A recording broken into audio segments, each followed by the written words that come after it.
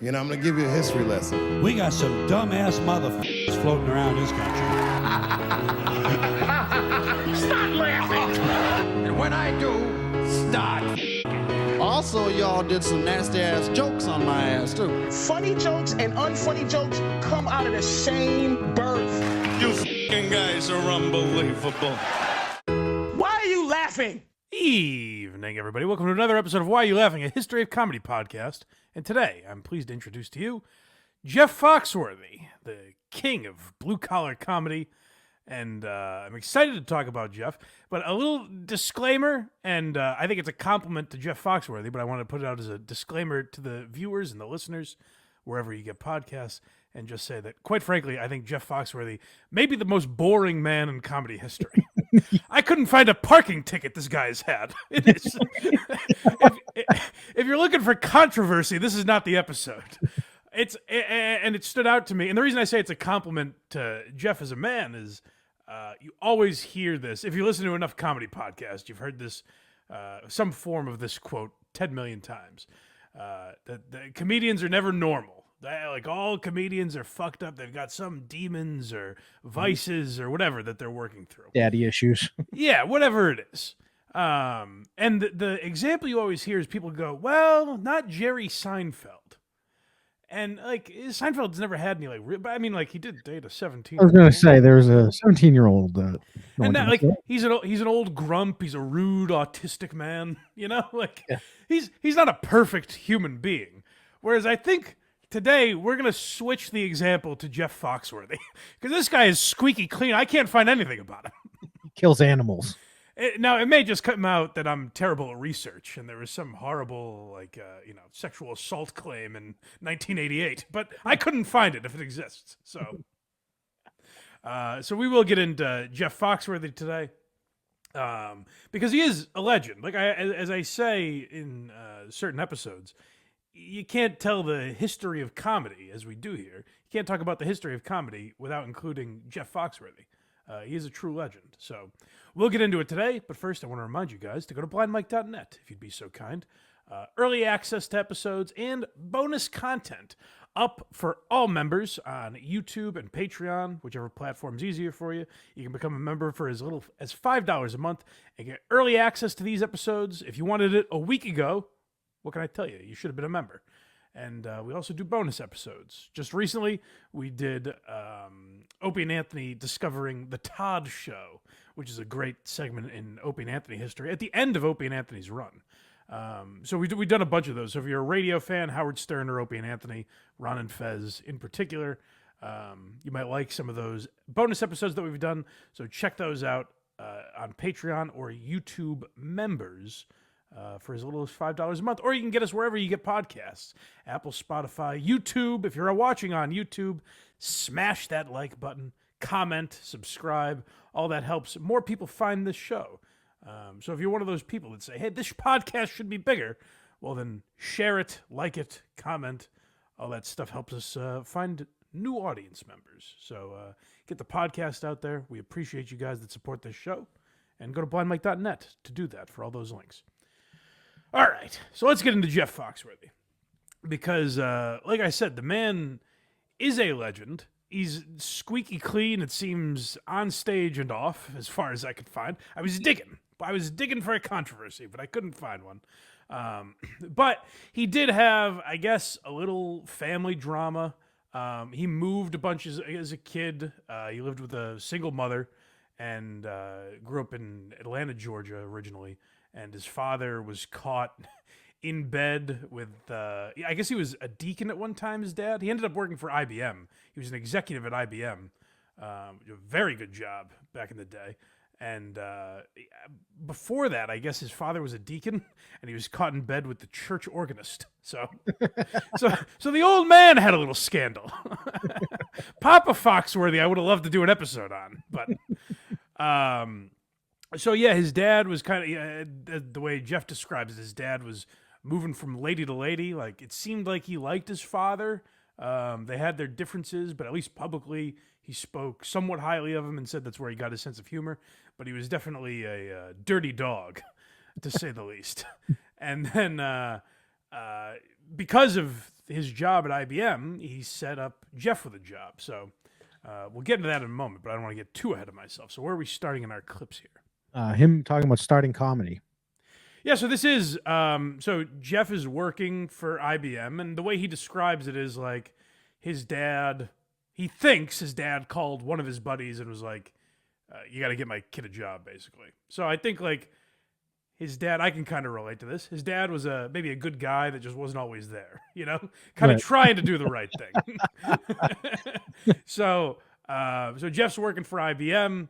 He'll describe here that he wasn't necessarily a great employee, and then this is how he gets into comedy. I worked with a bunch of guys in Atlanta that used to go to the local comedy club, the Punchline. And they kept coming back to work and they were going, "Foxworthy, you're funnier than those people there. You need to do this." And I was the guy, I was the guy that was in the break room doing impersonations of the boss and then turning around and the boss was in the doorway. I was that guy. So I wasn't on the fast track to be promoted. And so the contest they entered me in, it wasn't an amateur night. It was called the Great Southeastern Laugh Off. It was a contest for working comedians. And so I was like, oh, crap. So I went and watched one week and I said, okay. And I went home and I wrote, 5 or 6 minutes about my family. And I went back, and the first time I ever did it, I was terrified, but I won the contest. And I remember thinking an hour and a half into it, oh my gosh, this is what I want to do with my life. Wow. And I went up amateur night for a couple of more months. And I told my mom, I said, I'm going to quit IBM. I want to try this. And her first question was, are you on the dope? Whatever the dope is. And I'm like, no, I'm not on dope. I don't think you would win that competition now. It's funny. Doing this happens from time to time on this podcast with certain comedians. I go through a bunch of their interviews, and there's certain guys that will tell the exact same story the exact same way. Yeah, he used that. My mother said the dope, whatever the dope is, on 15 podcasts that I heard. Like I could telegraph when it was coming. I started mouthing it. By the you're like, ah.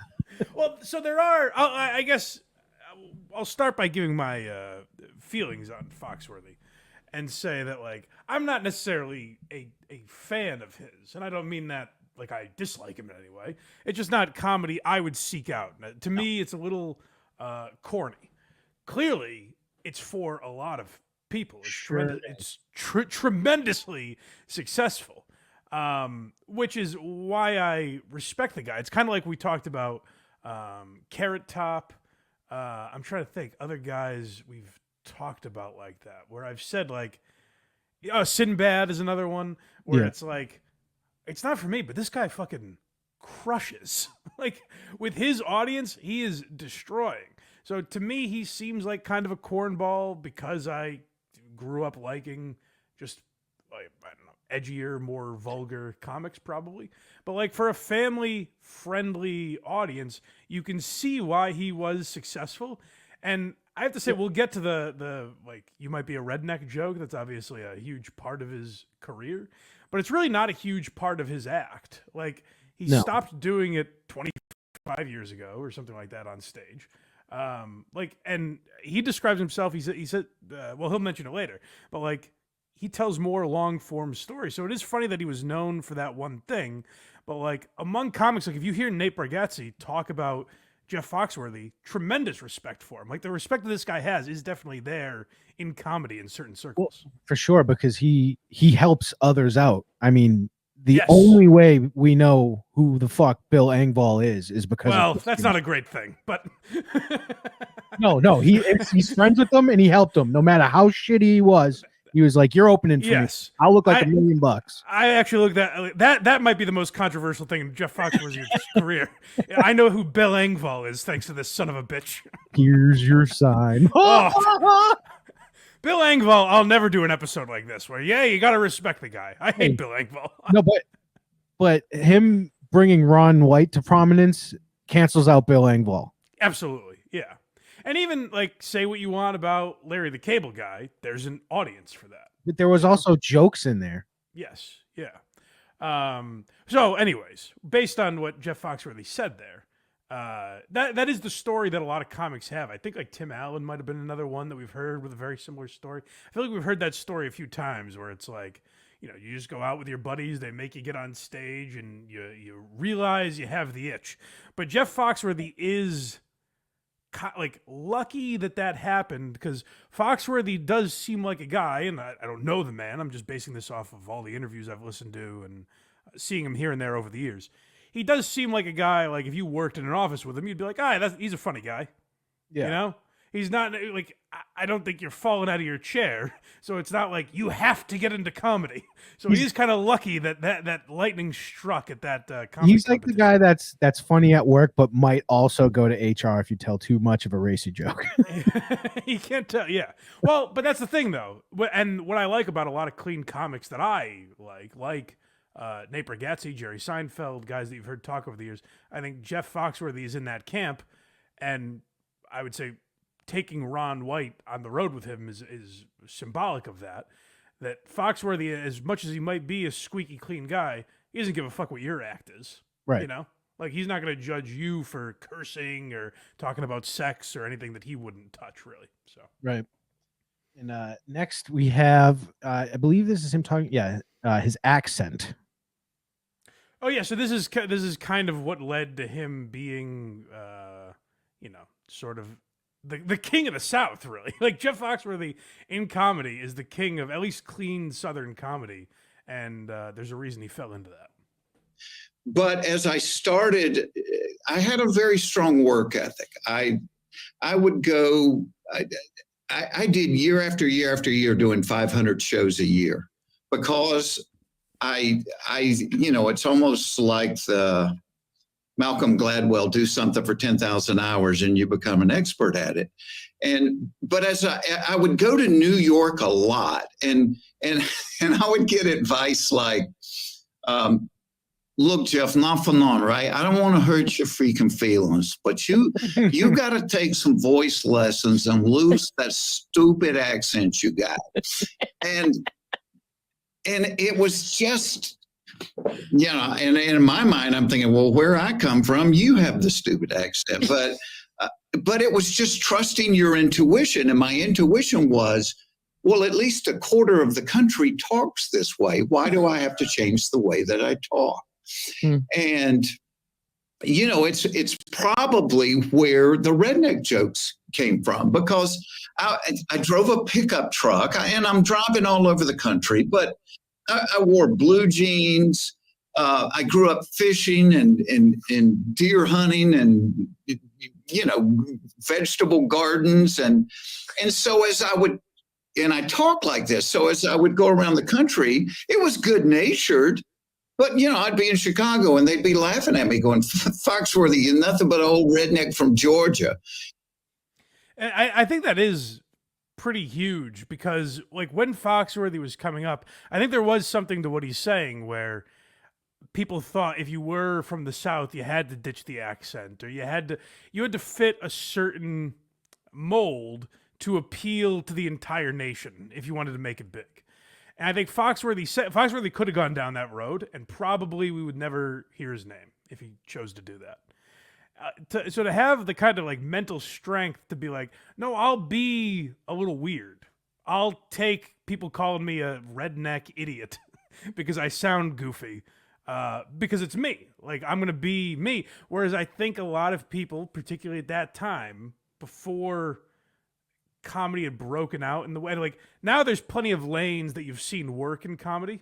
Mm-hmm. At that time, there wasn't a clear path to follow. And that's why, like, without a guy like Jeff Foxworthy, maybe now we don't have Nate Bargatze or like Theo Vaughn, like a guy that just sounds weird, Donald Trump. I think he's got the audience. Perhaps, yeah. But so like I do very much credit him for that. Is like he seems like he's kind of always been who he is. Now, here's what happens. Is like maybe 25 years ago, I would have been doing this episode about Bill Cosby. And so, you know what I mean? Like, who knows? I don't know the man. So maybe there are some demons somewhere, but I couldn't find them. So it does seem like he's lived his life kind of who he is. Like he likes being a dad. He likes living on a farm. He likes, Southern culture. And so that's what he talks about on stage. And credit to him for sticking to that, because that was a lane that hadn't been trailblazer feels too strong to use for Jeff Foxworthy. I think in a lot of ways he is. I think it's 100% accurate. I think in a lot of ways he is. Yeah. The blue collar was people just. I don't think people truly grasped how big that was. No, and it's because I think that section of the country was like, hey, the only time, the Bill Burr joke where he's doing a Southern accent? I gotta get a shotgun. Yeah, he's like, how come every time I talk about a moron, I do a Southern accent? Yeah. I think that was how the nation felt for a long time, where like, if you saw a Southerner on TV, they were wearing no T-shirt with overalls. You know what I mean? Yeah, like they had a piece of straw in their mouth and they were a country bumpkin. Larry the Cable Guy. They were. Everyone was Larry the Cable Guy, oddly enough, before guys like Jeff Foxworthy. And so Jeff Foxworthy was able to kind of just play a regular guy on TV and on stage and everything. So I do think that is a big deal, because now you have a lot of these guys. Like Nate, I'll reference Nate a lot, but like the idea of Nate Bargatze being this, he's a folksy guy that talks about his wife and his daughter and being from Tennessee.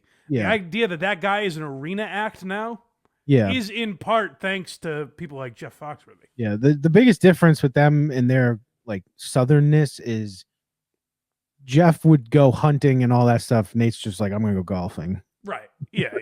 That's like the big difference. But next we have him talking about his marriage. This is again. I was annoyed. I'm like, this guy. There weren't a couple divorces before this. Come on, Jeff, give me something. He's been married for 40 fucking years. Everything just worked out perfectly for this guy. Has nothing bad to say about his wife. She's been nothing but a support system for him. So go ahead, Jeff. Tell us how great your marriage is.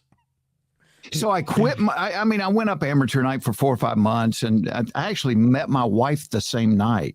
She was there. She was acting. The night of the contest? What a perfect story. Was acting. She had just done a TV thing with a guy that's a comedian, and he was in the contest. So her and a bunch of people. Robert Peacock. I don't know. And hold on. I like Marin for no reason is like, nah, fuck. Like he asks who as if he's gonna know the guy. He's like, you want me to beat his ass? I don't know him. Couldn't be two more different. Jeff Foxworthy, the most positive guy I've ever heard. Marin's like, who's this Robert Peacock asshole? if Foxworthy said Rogan there, he would have been like, I don't know him. Of course. Yeah. They went down there to root for Robert, and I won, but I met her when I came off stage. So I met my wife and my career 4 minutes apart, which is crazy. Yeah. That was a Tuesday. We went out on a Saturday. I moved in with her on a Monday, and that was 38 years ago. It's a beautiful story. Now, it's been 40 years now, for Christ's sake. Maybe 39. I forget when this came out. But it's just a beautiful story. There's nothing we can poke at or talk about the demons he's got in his closet, Yeah, there's no women being like, I slept with him. They're going to just all be like, he said no to me immediately. And if there is that, it's never come out that I could find. It doesn't seem like that is out there. So it does seem like this guy was true to himself, where it's like he didn't feel he needed to be some outrageous persona on stage. He was like, no, I'll talk about being from the South. Like, that's just going to be my thing, basically. I like being married. I'll talk about having kids. And it seems like he's held to that for 40 years in his career now. It is like, it's kind of a nice story. It's not always what we talk about in this program, but it's a sweet story. Okay, Mr. Perfect. It's annoying. Well, don't worry. It continues here with Sweet Story. This bastard. Oh yeah, this is how he got married. This even warmed Mark Maron's heart. That's how squeaky clean this Foxworthy is. so we're in New York and we're like, oh, hell, let's get married. So we go down to City Hall and we get a marriage license. And we're standing in line for the justice of the peace. And this girl in front of us, her water broke right there. And I got so grossed out. I'm like, I can't do it in here. I can't do it in here. So we went out to the street and I found a phone book and I was looking for like justice of the peace and I couldn't find one. So I'm going to churches and I called this church and I said, hey, do you marry people? And the guy's like, yeah, I'll marry you. He goes, I said, how much? He said, $300. I said, hell, we don't have $300. I said, why is it so much? He said, well, it's $200 for the chapel, $100 for me. I said, we don't need the chapel. We'll do it in the hall. And he started laughing. He said, you know what? He said, I'm right across from the garden at Central Park. I'll meet y'all there. Oh. And so, our wedding photos are 2 Polaroids of me and my wife and Andre the park sweeper with his broom who's got one arm around my wife. Witness? Huh? He was the witness? Yeah, and he's got the broom in the other hand. For $100, we didn't even have enough money. We split an entree at Tavern on the Green. That's how. That's a sweet story, though. Yeah, it's all the sweeter because you're still together. Yeah, like these stories would not be great if it didn't work out. Yeah, we got divorced 2 years later. So we're in New York. And we're like, oh. It is like it's a if you told that story the day after the wedding, you'd be like, oh, buddy, run! You made a huge mistake. What are you doing? Run away! He's telling it 40 years later, and even the Iceman, Mark Maron, melted at that story. The Iceman. It is, and here's how seemingly perfect Jeff Foxworthy's life and career are. My instinct is to be like, what are you hiding? It can't all be true. There's got to be something here. What's going on here? What are you hiding is perfect. But next we have talking about the redneck stories. Yeah, so this is if you know Jeff Foxworthy, it's probably for this. There's other things that we'll mention that you will definitely know him from, but it's almost impossible to know the name Jeff Foxworthy and not know of these jokes. You might be a redneck if your chili's extra spicy. I got to say this, though. It's the first bit, in a weird way, Jeff Foxworthy may have led me to doing this podcast, because I remember... I believe the Comedy Central Top 100 Comedians list came out in 2003. So I would have been 12 years old when I was watching that. And Jeff Foxworthy was on that list. I forget where he ranked, but he was in the top 100. And I had never seen Jeff Foxworthy before, but they say he came up with this bit, you might be a redneck if. And they played one of the jokes, like, if your friend calls you to take the wheels off his house, you might be a redneck or something like that. And I remember it's the first time I heard a joke and did not laugh, but thought to myself, that's a pretty good bit. That's good. That's solid. It didn't make me laugh, but I remember thinking, that's good stuff. This guy's got something. And it's like the only other person that's ever done something like that, where it's like a same bit, but it changes, is probably Dice. Is there another one? I guess so, yeah. That's interesting. A list like that. Yeah, because Dice has the nursery rhymes. Nursery rhymes. Yeah, no, that's a good question. Guys, sound off in the comments. Can you think of anyone else that fits that? I really can't. Dice is a good one. And know the machine story over and over again does not. No, but that's different. That's someone repeating.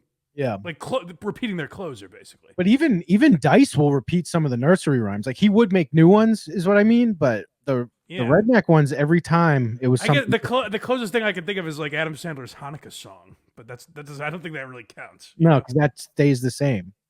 Yeah. But yeah, anyways. How long has it been since you ditched that redneck business? On stage? 20 years? You haven't done it in 20 years. Yeah. Isn't that wild? And it's funny that's the thing everybody knows me for. At the height. How's it not going to be? At the height of it. Yeah. I probably did it 5 minutes at the end of a show, at 5 minutes out of a 2-hour show at its peak. Right, but there's a bunch of books. Yeah, there's a ton of books. And I started doing a page-a-day calendar on it in 1990, and I still do it. It's a big hook. How are they not going to? Yeah, so and so it's not like I'm ashamed of it or I want to get, but it's like if anybody follows me as a comic, I think of myself more as a storyteller. Sure, of course. and they're one-liners. Sure. And Yeah. I think that's why they were popular. Is they were course. easy to remember. Yeah. They were easy to retell. You Yeah. could remember a line and you could Sure. get a laugh And in the break room. People can make them up themselves. if Yeah. they Oh yeah. wanted to. And they do. And for any of you kids out there, that was if you don't know that you might be, that was such a massive thing, because I remember like every hack morning show, it wouldn't just be You Might Be a Redneck. It, you know, you might be a Taxi driver. yeah, you might be a Massachusetts driver if whatever. Yeah. Like morning radio shows would do that when I was a kid. It's referenced in, like Michael Scott does it in The Office. You know what I mean? Like that was a massively quoted thing. I always say, Does Family Guy get credit for killing it? oh, interesting. You might be a redneck if your gun rack has a gun rack on it. Family Guy did kill a lot of stuff. They were very good at that. And then Stewie they just did that to Dane screams, Cook, I think, also. yeah, and then Stewie just screams, "You suck," at him. And that was probably about 20 years ago. Yeah, that's probably fair. They did have their finger on the pulse back then. Yeah. But it is like I always say the most famous joke. I guess you could say the 7 dirty words, but like if you were referencing a comedian's joke, the first one you would probably think of is there's black people and then there's Craig. You could go ahead and finish it. Nope. No, thank you. But like that to me is probably the most famous joke in stand-up history. I might be wrong every time I say that, because You Might Be a Redneck might be number one. It might be the one you were just referencing. Might be it's easily the most controversial.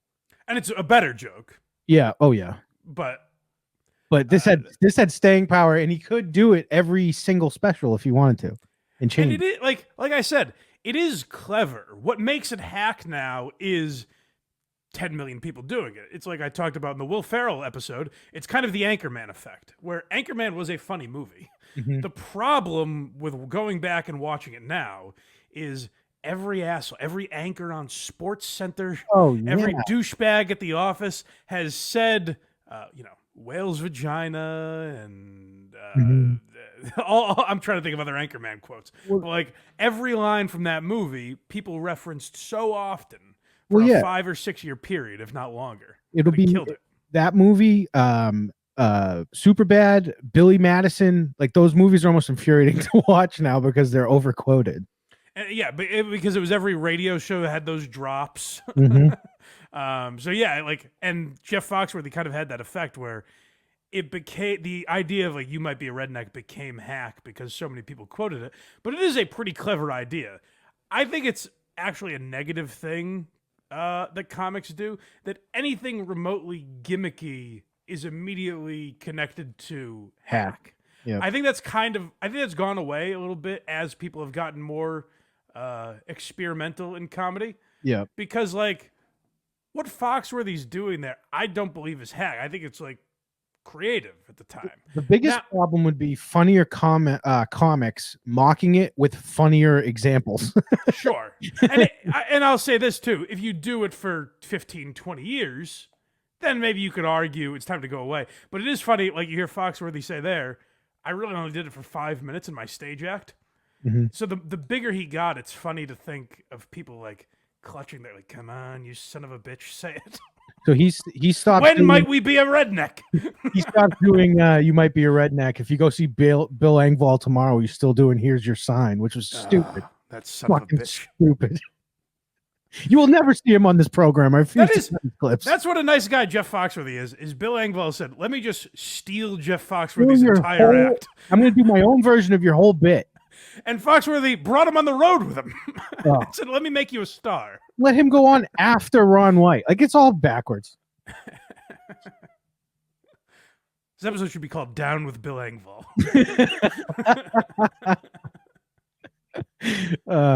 Next, we have him with Rich Eisen talking about Carson. Oh, yeah. So this obviously, I mean, for a lot of guys, especially at that time, was a big deal. But Foxworthy was coming up kind of when Carson was leaving. And so it's a race to get on Johnny before Leno gets in there. Leno was very, very helpful to back in the days when Jay was like the king of the road comics. Right. Jay had seen me work down at the Comedy Magic club in Hermosa Beach, California, and he went back and told Johnny about me. But I was living in Atlanta. I was just on the road all over the country, and my wife said, "You're never going to know if you can make it in this if we don't go to LA." And we moved to LA, and I think we've been there 2 weeks. And I was doing a set at the Improv, and did the set, and I was walking out to the lobby, and Jim McCauley, the talent director for Carson, followed me out in the lobby, and he said, "How come you haven't been on Carson?" I said, "Because you won't open my tapes. I've been mailing you tapes for 2 years." Right. And I was on, and a couple of weeks later, and I'm like, hell, I'm not any funnier than I was 3 months ago. Why did it take so long? Don't say that, Jeff. We know. Well, it is funny to hear him talk about, because there was another interview where he was talking about getting on Carson, and he's like, what's interesting is, like, I was living in Atlanta, sending them tapes to get on Carson and other late night shows, and they see that I'm from Atlanta, and they're like, oh, this guy must suck. So it's interesting to think, like, back then that is they're like, oh, well, he's not of the caliber of a New York or LA comic, so why would we even look at him? Whereas now guys, Nate Bargatze's a big one, Joe Rogan, obviously, the bigger example, but, like, guys have changed that where, like, Regan has lived in Nevada for years. I'm trying to think. There's a few others. Obviously, Theo Vaughn in Nashville. There's another good example that I can't. Oh, Chad Daniels in Minnesota. Tennessee also. Right. Yeah. So there are a lot of examples now of guys that don't have to live in, and even like, well, let's take Austin out of it because that's a new comedy scene. Yeah. Yeah. So let's say Austin, New York, and LA. There are plenty of guys that live outside of those three cities and are still very successful comics. So that did kind of help change the mold. Like, Jeff liked the idea of living in Atlanta. He thought it was better for his family. So he was like, no, this is where I'm staying. He went to Atlanta to film his television shows and stuff like that. But, like, he, again, great guy. He was just like, no, this is better for my family. And that goddamn supportive wife of his is like, you need to be in Los Angeles. So we're going to go. What, is there any other comics from Atlanta? Oh, I'm sure. Yeah, I would think so. I can't think of any at the moment, but yeah. Is Childish Game, what's his name? Donald Glover? Yeah, is he from there or is it just a show? Based on the show, I'm assuming, but I'm not sure. But yeah, I imagine there are. Guys, leave in the comments all the comics from Atlanta. Yeah, just curious. T.I. is a great one. He did do stand up, that's right. By the way, we glossed over this, and I want to go back to it for a moment. It didn't even really register to us. He said, I'm doing, he goes, yeah, back then I was doing 500 shows a year. So essentially 2 a night, most nights. Is he counting spots? He's got to be, right? Yeah. Yeah. Yeah. Like maybe one night he'll do like 7 and he's like, wow. But still, that's crazy. Yeah. And the 2 guys I've heard really talk like that are Ron White and Foxworthy, where they're like, yeah, we'll do, 300 road dates a year. Yeah. And he said it's only like recently, the last, 10 years or whatever, where he's like, all right, you know what? Now I'm going to do 50 shows a year and spend the rest of the time on my farm with my wife and all that. But like for most of his career, he's one of these guys where he's like, well, I have to do 300 shows a year, which is pretty wild. Well, dude, if that blue collar... the reason I wanted to bring that up is there was one year that he said he did 409 shows that year in 365 days, and he made $9,000. And that's when he was really like, I probably should have stayed at IBM. But he kept with it. See, that's good, though, is like the reason he'll continue to do so many shows is when blue collar was really popping and they were making so much money. He's like, I'm just going to keep going until it's, my bank account is stuffed. Yeah. But next we have him talking about a sitcom.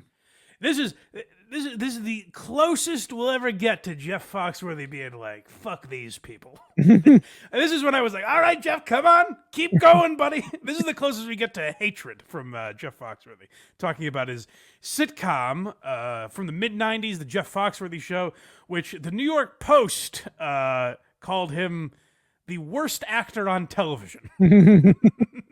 So let's hear him talk about that. But we had been friends, and so y'all knew each other. But like, so you're touring, you're just doing the headliner thing, and you're appearing, and you did the Showtime special. I had a sitcom for a while, which I hated. You did? I hated. So What was that called again? The Jeff Foxworthy Show. Clever name. Yeah. But I was never one of these guys that wanted that. It was kind of like somebody said, "Hey, would you like to do a?" Were you out here when it happened? Yeah. So how long did you live out here? Like 7.5 years. Oh, so you were really doing it? Yeah. And then you just and I started doing it, and then they didn't want me in the writing room because I was a comic, and I'm like, let us make decisions for you. This is TV, Jeff, and I'm like, it's called the Jeff Foxworthy Show. So I just hated it. I'm like, because I'm like reading something that wasn't funny. Yeah. And then on Saturday night, I'd go out and do stand up, and I was saying what I wanted to say and making more money anyway. So like, who produced that? It started. My first one was on ABC, and then I did NBC. The same show went from one network to the other. How weird was that? Yeah. And it got canceled, and then I thought, look, I'm just and I was happy. I was happy being a comic. I didn't care if I did TV. Yeah. And so I'm like, if I'm just going to be a comic, I'm going to let my kids grow up around their family. I'll just move back to Atlanta, and I'll be on the road. Sure.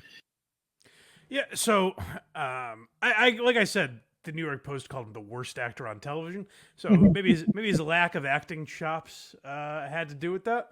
But it is like you hear him there say he essentially had no say on his own show.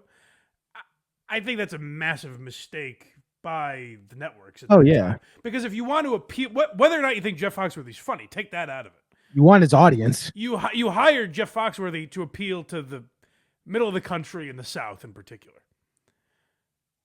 Let him do it. Right.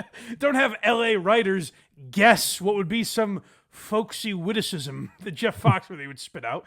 Let him write the redneck stuff or whatever he wants to do on that show. And like I said, maybe his acting was I've never watched the Jeff Foxworthy show. Maybe his acting was so bad that he couldn't overcome it. But if you're not going to let Jeff Foxworthy write the Jeff Foxworthy show, I don't understand the point of hiring him, because it was at this time where, I'm dawning on this conclusion now. It was at this time where, Seinfeld, Roseanne, Tim Allen, right around then, Ray Romano and Kevin James, like all these guys are becoming big stars, using their stand-up act to launch a sitcom, essentially. Jeff Foxworthy seems cut right out of the mold to be perfect for that. And when I say this is just dawning on me, I remember we did the Roseanne episode. Mm-hmm. And they talked about what a bitch Roseanne was, and essentially just took over the show. Sorry, go ahead. I think you need to do that. That's how you need some of that. Like Jerry Seinfeld can be an asshole. I think you kind of need to take over the show. Jeff Foxworthy is too nice a guy. He's just like, yeah, write whatever you want. It's fine. Yep, sure. That's why the show didn't work. I may have found what we can do after Quincy. Oh, the Jeff Foxworthy show? Nope. There was a 3-season run in 2007 of a show called The Bill Engvall Show. Oh, I know. Jennifer Lawrence was on it. I know. I saw that. Oh, all right. Well, guys, subscribe to the Patreon. We might have to do that now. Damn it. It's going to be so bad. I hate that that's the best producing you've ever done. That's probably a good call. But speaking of Bill Engvall, next we have him talking about Blue Collar. Yeah, so that, like we said, now we can really get into Blue Collar, because this was huge when we were as a kid, I started to hate Jeff Foxworthy, because I was like, is Comedy Central going to run anything else? Right. I don't want to watch this movie. Right.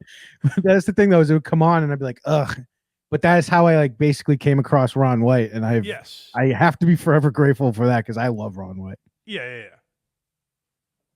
But we never saw it coming, Mark. Well, we had our first gig was in Omaha. Yeah. And we had all taken 3 months and said, we'll do this for 3 months. Yeah. And we ended up doing the first one for 3 years. We had no idea it was good. But I remember the guys that were promoting it, they wanted some big production number at the end where we all four came out and sang a stupid song or did something. And I said, and I always tell people this, I'm not just a comic, I'm a fan of comedy. Yeah.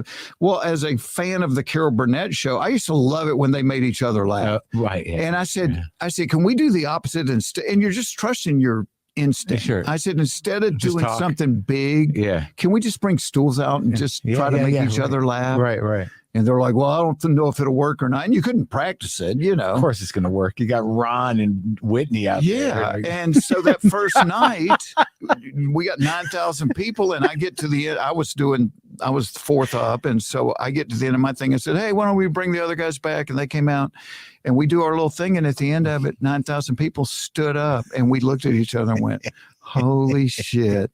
You know, what have we stumbled on here? Yeah.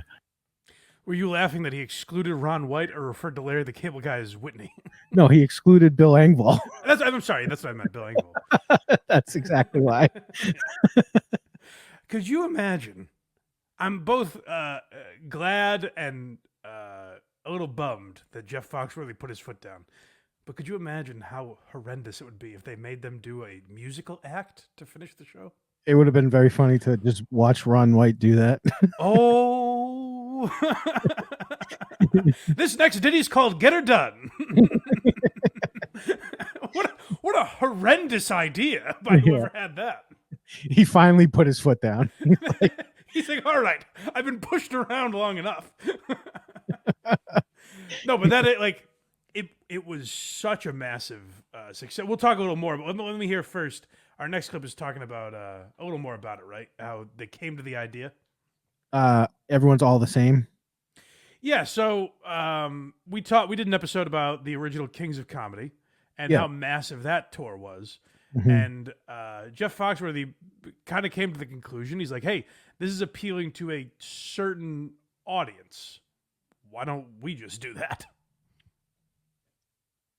But from doing comedy, I'd been to all 50 states. I didn't hang in LA and New York. I was going everywhere in between.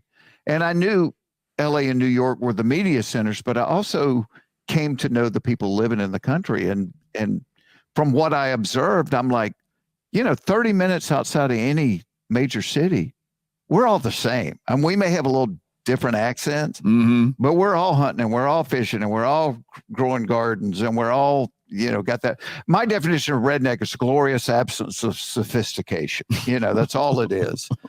And I knew there was a market there, which is why we did the Blue Collar Comedy Tour. When they did the Kings of Comedy, Atlanta was one of the first stops. And in the paper, in an article about it, it said that it was a show for the urban hip audience. And I thought, I've been to every state. There's a lot of people that aren't urban and they're not hip. Yeah.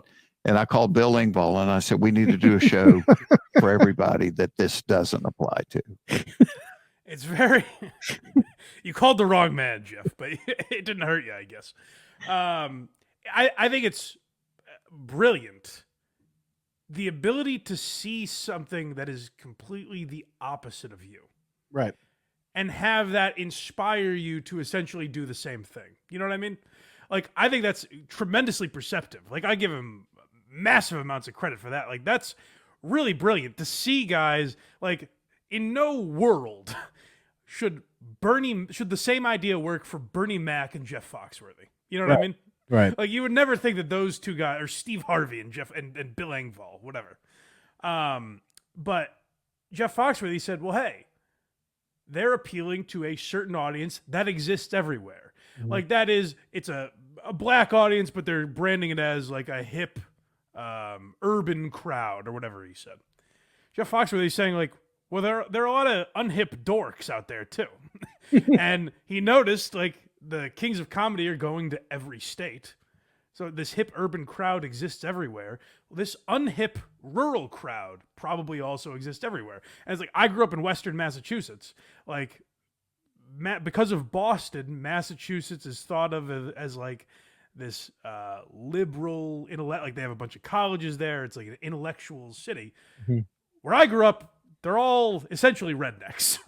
Right. So, like, Jeff Foxworthy realized that, hey, they might not have a Southern accent. They might not necessarily have tractors and cows and pigs in their yard, but in some way, shape, or form, they are rednecks. And it made me realize, like, that You Might Be a Redneck stuff is kind of an inspiration for Are You Garbage, which is one of my favorite podcasts, where they kind of took that concept and applied it in their own, interview style. Like, I think, for my money, Are You Garbage is more entertaining than what Jeff Foxworthy did.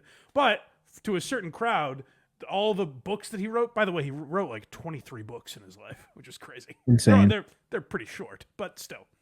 Your picture books. and he did the like you might be a redneck like one a day calendars. So that's like he's got to come up with 365 of those a year. Now a lot of those he said like were submitted by fans and stuff. That's just what happens when you get bigger, much like Are You Garbage? But my point is, to a certain segment of the population, that's their Are You where they're like they can kind of participate and be like. He talks. I forget if we have the clip that he discusses this, but he said he noticed like at his shows when he's like, this might be a real thing that I've got. When he started doing the redneck jokes, he said they would not only laugh, but like they would turn to each other and be like, oh, that's you, or that's Uncle Dale, or whoever, like, it's a thing that even if you don't relate to it, you have someone in your family where you're like, oh, that's him. Yeah. And I think that's why it was such a massive thing that so many people were into. He might not be right on the distance, like a half hour, but like maybe a little bit further than that. But he is right. Like you go on the outskirts of anywhere busy like that, you get a bunch of fucking like swamp trolls. You're like, oh, this is the same state? Yeah. Yeah. Exactly. If you had to guess his net worth, what would you say? I know because I looked it up. 100 mil. 100 million. Yeah. Pretty friggin' good. That is, and like, again, by all accounts, I don't know the man. We'll have to scrub this episode whenever the skeletons are exposed. But just know we're on to him. We're on to him. He's been happily married for 40 years. He likes riding his tractor and working on his farm and going hunting in Atlanta. Shooting guns, baby. Yeah.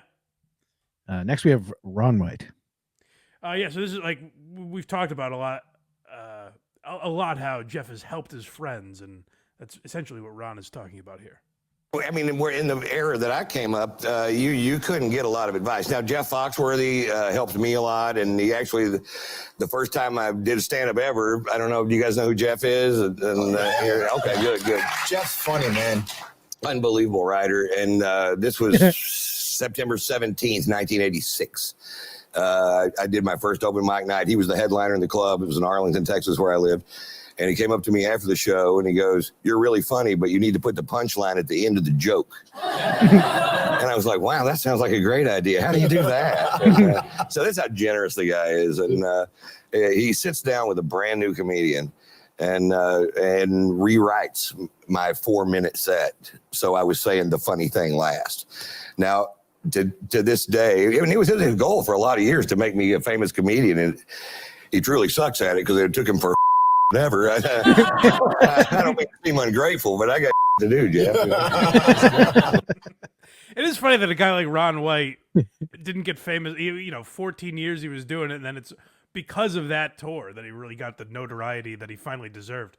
But there's another, there's something I was watching on YouTube where it's Larry, Ron, and Jeff talking, and Ron's kind of giving the same spiel, and Larry is as well, where it's like basically you made our careers and you didn't need to do that. And Jeff was like, well, it helped me also. He's like, hey, I thought you guys were great comics that deserved that, and it helped me.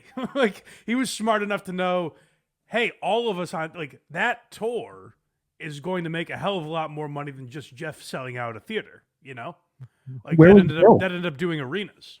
Bill Engvall wasn't invited to that interview. He wasn't, thank God. That's why I was watching it. Yeah.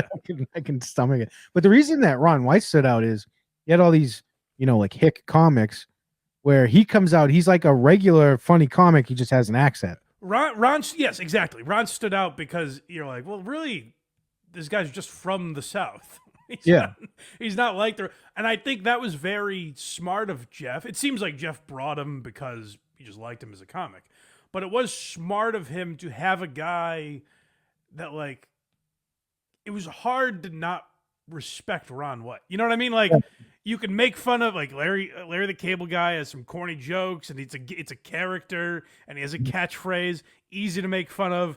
Bill Engvall, we've been over that. Jeff Foxworthy with the "You Might Be a Redneck" stuff, people will make fun of that. It's hard to not respect Ron White, so it added some cachet, I think, to that tour. I mean, you got to be great if you can make Bill Engvall Not famous. I'm deciding now. We got to do a I Hate Bill Engvall episode at some point because it's taken over this episode. Sorry, Jeff. You're squeaky clean. We have to hate. But Jeff was also talking about Ron White and said, like, he's like, I had to, there were times I did kind of have to be like the dad of the group. Like, Ron's a big drinker. So like sometimes before shows, I would have to tell him like, hey, the early show, just put like Coke or Sprite in your glass and pretend it's booze. You know what I mean? Like put something that the crowd will be like, hey, he's drinking, but just have fucking soda in your glass or something. It's very funny. You can always tell when Ron White's actually drinking during a set because he'll be so sweaty. So he's telling that story, and I think it might have been, I forget if it was Marin or who it was, but they were like, Ron doesn't really seem like a guy that would listen to that. And Jeff was like, well, he would for me. And you could tell like the respect, and that when I watched the three of them interact, Larry the Cable Guy, Ron, and Jeff, like you can tell those two guys, for as big as they've gotten on their own, Ron White owns a fucking airplane. Larry the Cable Guy was an arena act for years. I don't know if he's still playing venues that big, but he was an arena act for years. He's the star of Cars, which is a gigantic movie franchise. Yeah. Well, so it's nice to see, and that's again, Jeff Foxworthy launched these two massive careers. There's no bitterness. None. No one hates this guy. They do nothing but thank him. And also, Jeff Foxworthy doesn't have an ego where he's like, hey, this is my tour. He's glad those guys are stars now. Like, if you, the Blue Collar Comedy Tour became Larry the Cable Guy's tour, kind of. You know what I mean? Yeah, yeah. Like, that really long, he was the star that came out of that. And Jeff Foxworthy, there's no bitterness, there's no anger. Like, they still do stuff together to this day. Larry and Jeff have a channel on Sirius XM. They had something on Netflix they were doing together. Engvall and Foxworthy had some TV show that was on the late WB, like Blue Collar TV or something. Like, yeah, that's right. Ron White will still, like, they all still work together. There's no bitterness or anything between those guys. So even that, you can't find a riff between them. There's nothing. Yeah. Like Foxworthy, like stepped back, and the Rednecks kind of followed Larry, and then like the people who are fan of comedy would follow Ron. Yeah. And then they just tried to shoehorn Bill Engvall into fucking every aspect of television. I believe Bargatze opened for them at one point. He opened for the Blue Collar guys at one time. Perfect. Like late in their run, I think. Replace Bill Engvall with him, and like that tour is the biggest thing that's ever existed. That's football stadiums. Yeah. Yeah. Yeah. Next we have him on with KFC Radio talking about his game show, which was big also. Yeah. Yes. So this is it. That's the next. I can't call it a resurgence because it was pretty not that long after Blue Collar, but that's the next phase of his career where he's a game show host. You know what? Like I balked at doing fifth grader when Mark Burnett first called to ask me about it. He said, "Would you host a game show?" And I'm like, "No, hell no, that's cheesy. I would only want to do that." And I said, "What's the premise?" And he said, "Adults taking an elementary school test for a shot at $1 million." And I just started laughing. I said, "That's brilliant," because everybody's gonna think they could do it. Right. It just sounds easy, and I just found really quickly that I could still be funny. I mean, I could still mess with people because even if you were getting the questions right, you know, they were second grade questions and people get all puffed up. I'm like, dude, 8-year-olds answer this. Shut up. But I really liked it. I like people. And so I found real early, I didn't need a prompter. I'm like, tell me the rules of the game. Tell me the person's name, where they're from, what they like to do, and let's go. And we would film 8 shows a day. Jeez. We do 170 of them in 5 weeks. Wow. Just knock them out. That's crazy. That's a great schedule. That's awesome. It's probably shit. Those are probably long, shitty days while you're doing them. But then once you're done, the amount of money that he probably made off that show. The amount of money you get to just make fun of people for like he said, they get a question right, but it's like 4 + 8. And then it was in syndication for a couple of years. Like that's a hell of a run, Jeff. And it's perfect for him because what that game show is essentially like, it's not dirty or raunchy or you're not going to cross any lines. Jeff just gets to call the people, like insinuate that they're dumb for 40 minutes. Exactly. Exactly. Like, it was perfect for him. So it seemed like he made all the right moves in his career. He also invented a game. I think he invented a few games, but one that like actually sold called Relative Insanity. Another fun family-friendly game. He made, not made, but he got his name on his own version of Monopoly. You know, Monopoly has like Monopoly The Office. And Yeah. This was like Monopoly for rednecks, and it was Jeff Foxworthy on the box as the Monopoly guy. And, Park Place was a water park or something like that. Again, like he made all the, whether you like him or not, he made all the absolute perfect moves for Jeff Foxworthy. I would say I like him. His comedy is just not for me at all. No, I agree. Yeah, it's not really for me. Too wholesome. Frankly, if I haven't said it enough, he's just too nice a guy for me. Like, he's so nice, I bet like there's a chance he's a monster. There's got to be something, right?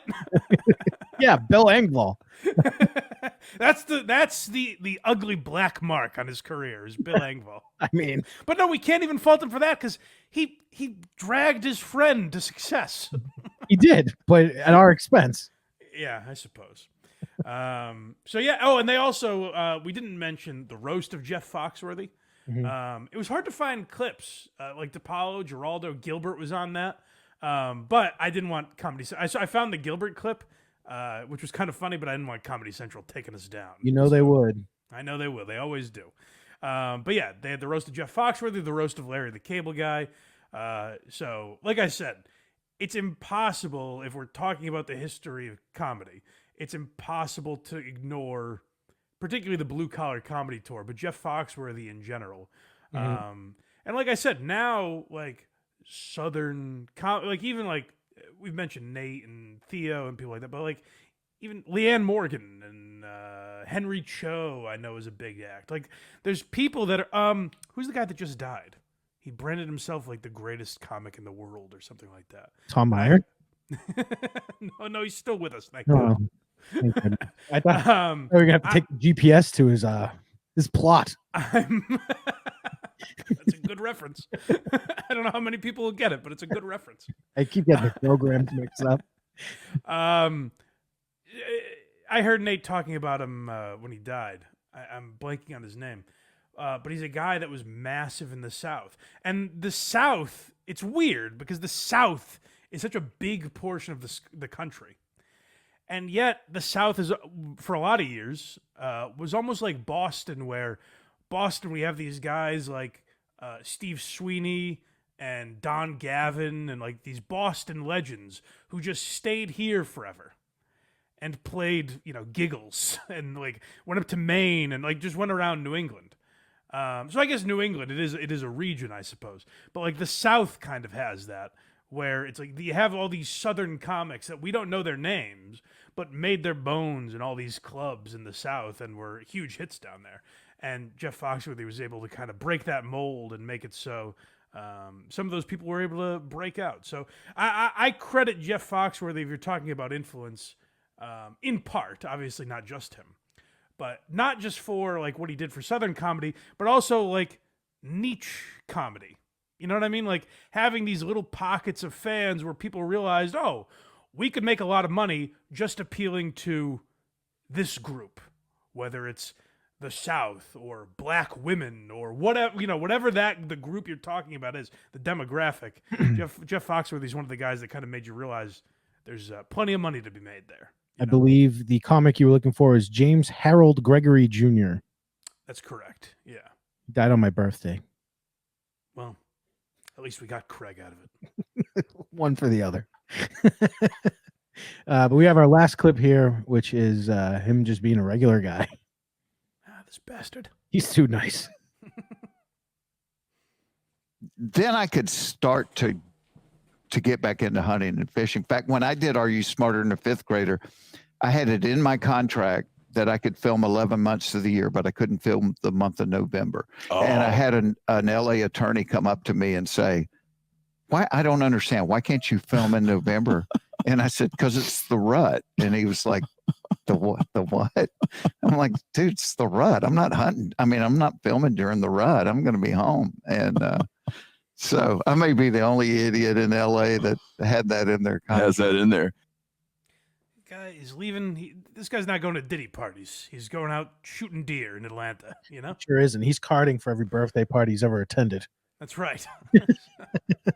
Yeah, so he's like, after doing this, like I said, it's not the most salacious episode by any means, but I have a great deal of respect for Jeff Foxworthy because it seems this episode will explode when Jeff is exposed. But it seems, by all accounts, that Jeff Foxworthy is just a regular guy and made all the right moves for his brand, his family, who he is.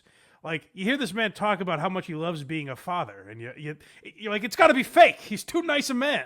But it seems like it's all real, so credit to Jeff and his family and all that. But, yeah, like I said, not one of my favorite comedians, but totally get the appeal and respect the shit out of what he was able to create because he's had one of the biggest careers ever. There are a lot of massive comedians you could name that are not worth $100 million. So I don't know how accurate that number is, but I just typed in. I believe that. Easily. I typed in Jeff Foxworthy controversy to see what pops up. Yeah, there's nothing. The worst is he doesn't like participation trophies. That was the worst. Oh, I am glad you mentioned that though. His last special was a real stinkeroo. I mean, so were all of them. That was the closest America got to crucifying Jeff Foxworthy. And the only reason I said it is because it was that, what you just said. It came out like a year ago.